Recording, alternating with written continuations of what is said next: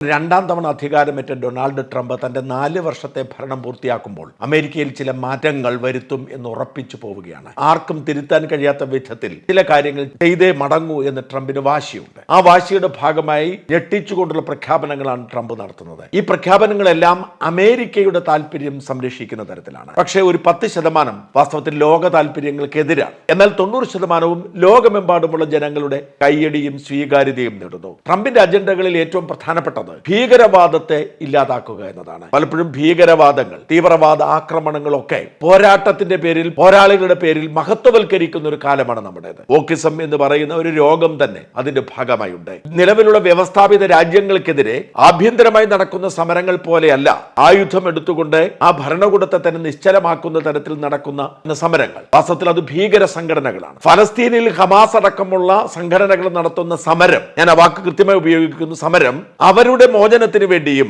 അവരുടെ നിലനിൽപ്പിന് വേണ്ടിയുമാണെങ്കിൽ മനസ്സിലാക്കാം. എന്നാൽ അത് സമരവും പോരാട്ടവും അല്ലാതെ തുടച്ചു നീക്കുക എന്ന അജണ്ടയിൽ പ്രവർത്തിക്കുമ്പോഴാണ്. അങ്ങനെ ഇസ്രായേലിനെ തകർക്കുക, ഇസ്രായേലിനെ പിന്തുണയ്ക്കുന്ന അമേരിക്കയെ തകർക്കുക, ജൂത സമൂഹത്തെ തുടച്ചു നീക്കുക എന്ന ലക്ഷ്യത്തിൽ പ്രവർത്തിക്കുന്ന പല ഭീകര സംഘടനകളുണ്ട്. അതിൽ ഏറ്റവും പ്രധാനപ്പെട്ടത് ഹമാസ് ആണ്, രണ്ടാമത്തേത് ഹിസ്ബുള്ളയാണ്, മൂന്നാമത്തേത് ഹൂത്തികളാണ്. ഈ 3 ഭീകര സംഘടനകളെയും ഭൂമുഖത്തു നിന്ന് തുടച്ചു നീക്കുക എന്നത് ട്രംപിന്റെ ദൃഢപ്രതിജ്ഞയാണ്. ഏതെല്ലാം തരത്തിൽ പോരാളികൾ എന്ന് വിളിച്ച് മഹത്വവൽക്കരിച്ചാലും മനുഷ്യത്വത്തോട് കൂറുള്ളവർക്ക് ഈ ഭീകര സംഘടനകളെ ന്യായീകരിക്കാൻ കഴിയില്ല.